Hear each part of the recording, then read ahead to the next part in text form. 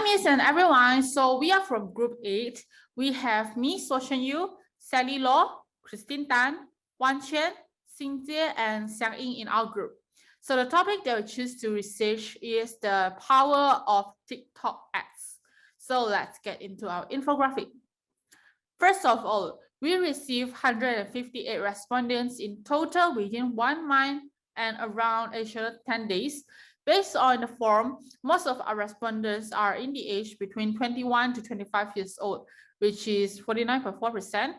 After that, 18 to 20 years old is the second high respondents, which is 46.8%.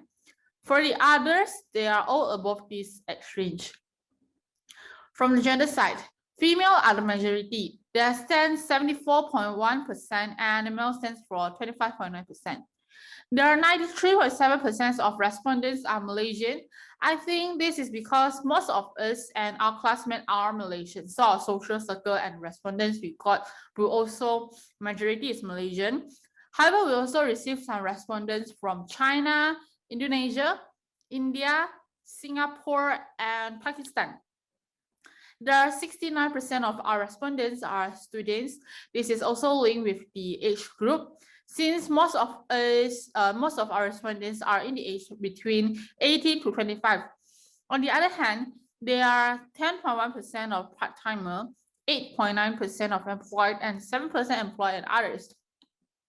Since most of them are students, so when it comes to monthly personal income, they are 48.1% of respondents do not have income. However, there are still 27.8% of them having income that below 1,000 ringgit Malaysia, 14.6% of them having income between 1,000 ringgit Malaysia to 2,000 ringgit Malaysia, and 7% of them have personal income that between 2,000 to 4,000 ringgit Malaysia. I think this range of people are, most of them are employed or the age above 25 years old. Last question from my part is also a very important question, which is how many of them are TikTok user? Most of our respondents are the TikTok user. It carries around 67.1%, and there are 32.9% of them are not TikTok user. So next, I'll pass it to consumption behavior part to let you more understand about our research. From part 2, we aim to find out is there a connection between the financial management habits got to do with the irrational purchase on TikTok platform. So at first, we aim to find out which TikTok are people currently using, since there are 2 versions these days. So from the response, we can see that from the pie in the poster in the infographic, there are 67.1% of people are using TikTok these days, and there are 60% of people are using Douyin, and 19.8% of people are using international, which is what we call the TikTok version. So from the pie, we can see that people who focusing on both of the China version and international version are the same amount, which is a 19% as well. So which means that from the questionnaire, the 158 questionnaires we gathered, that most of people are just focusing on one platform, and around 21 people are focusing on both of them. And talking about the financial, nearly half of the people declare that, and they mentioned that they do manage their finance, while 31% of people not sure they manage it or not. So 80% of people having not tried to purchase on TikTok before, it can show that most of people are still not trusting the platform. And from the feedback on the class, that we can see that most of people are more willing to purchase on a platform such as Taobao that can guarantee the customer rights. So only a few, around 18.9% have tried to buy things on the TikTok platform. And the top 4 items that we can see is quite popular, and it is sold from the TikTok platform is the cosmetics, daily products, food, and electronic devices. And now I will pass to Sally, and she will explain more about this. Okay, so for who have bought things on TikTok or Douyin before, it is assumed that most of them were in total spend either less than 15 ringgit or more than 50 ringgit. There are respondents who purchased 3 sarees for 400 ringgit and even iPhone. According to the result that we received, the reason why they choose to purchase on TikTok is because of need, and promotion or discounts of the products. Then it is followed by attractive ads, and then favorite anchors such as the influencers or celebrity who are endorsers of the brand or who recommend the products. From this, we can see that the ads on TikTok still play a role to make people consume. Besides, we found that 23.6% of the users like to watch live streaming and purchase things. Although it is not much, we know that live streaming is a trend right now, and it is quite popular following the changes of times, especially in some developed countries like China. Then there is 50% of them like to use TikTok or Douyin to watch live streaming. So it shows that if live streaming that sells and promotes product become more and more popular, and if the orders and purchase method become more easier, especially on TikTok, the issues of irrational consumption will be more significant because the users will be attracted and persuaded to buy some things in the live streaming. So now I'll pass it to our next member to proceed to the next part. Hello everyone, my name is Xin Jie. So me and Kristine will discuss deeper about the TikTok and Douyin user personal experience. According to the result, we can know that there are 74.5% of users download Douyin or TikTok because of trending. Douyin and TikTok has become the trend in today's society, and through a device or the web, viewers can watch and discover millions of personalized short video. Also, TikTok has around 1 billion users, which is a huge amount of people who are using TikTok on Douyin, in a sense that while scrolling the apps, people will engage with the world of what others currently doing. As a result, it has become the highest reason why people download Douyin and TikTok. The second highest reason is that there are lots of celebrities and artists on TikTok and Douyin. Next is recommended by friends and to join the campaign. Besides, based on the result, we have received one of the interesting feedback, which is the responder is doing online business, so that is the reason why he or she has an account as well, because it is the platform that is low cost to promote the business.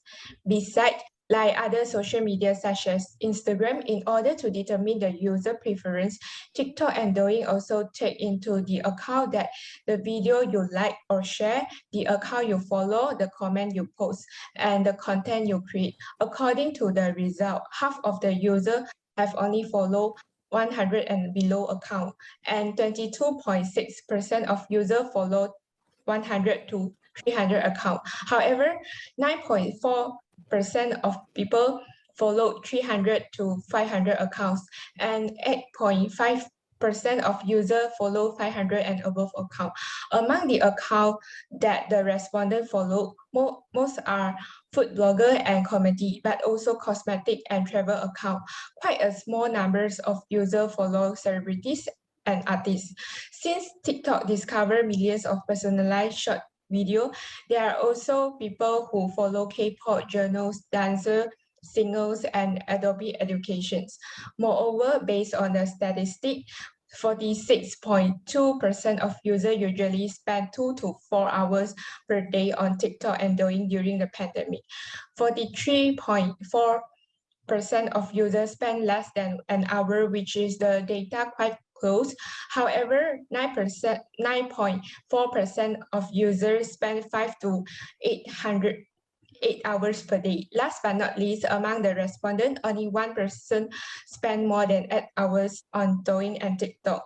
Most users use TikTok and Douyin to get information of the trending. However, it is not only an app that share and watch short film video, but also provide live streaming and sell goods online. Especially nowadays, users will stay in the live streaming on time to snap out goods such as some daily product, cosmetic, or even voucher, because sometimes the things that sell in TikTok and Douyin will be cheaper than other platforms. As a result, people will spend more time on TikTok and Douyin. Next, I will pass it to Kristine. Okay, thank you, Xin Jie. So based on the result we collected from respondents, 43 respondents think that cosmetic ads are the most common ads they see on TikTok. So the following is dairy products, food food, electronic equipment, and others. So TikTok is a platform that makes money from traffic or play volume. On this database platform, it will recommend videos based on videos that users search or like, or even if users have never searched for the similar videos. Besides that, it will also recommend videos based on their popularity. So the next question is to ask respondents to choose the most attractive content for them based on the advertising videos we provide. So I probably summarize some of the characteristics of the 4 advertising videos. The first advertisement is about clothing. It is presented in a very direct and traditional way. Show the product directly, then add nice background music and a link to the store account. The second advertisement is about iPhone product, and the video presented are more textured and creative. The third and fourth videos are all about games. It's just the quality and content of the third video are more attractive than the fourth video. So the results showed that 40 of them thought the first ad is most attractive, followed by the second, the third, and the fourth. So for the first and second advertisements, although the presentation of the second one is more quality and creative, but more people feel that it is more attractive for them to show products directly to the audience. As for the other 20 people, they choose none of the above attract them. But even if 3 of these 20 people think that these ads are not attractive to them, they won't be annoyed by these ads. So the 7th question in section 3 is to ask user if they think too many ads on TikTok will make them uncomfortable. 70 of them answer yes, 24 answer maybe. 12 people feel that too many ads on TikTok will not make them feel uncomfortable. 2 of them are people who have never bought any products on the platform. So I personally think that whether you feel uncomfortable with the too many ads is very subjective, because this all depends on the product and the presentation of the advertisements. So the last question in this section is to ask user whether they have joined the branded hashtag advertising campaign on TikTok before. Among them, 98 people choose no, and only 8 people have participated. Among these respondents, 5 of them are between 18 and 20 years old, while the remaining 3 are users between 21 and 25 years old. For this question, what I found interesting is that in the previous questions that asked user what made them want to download TikTok, 6 of them choose to join the campaign. But here what I got is there is only 1 respondent who actually joined it on TikTok. So next I will pass it to Xiang Ying. At the last feedback part, our satisfaction index for TikTok is 1 is strongly dissatisfied and 5 is strongly satisfied.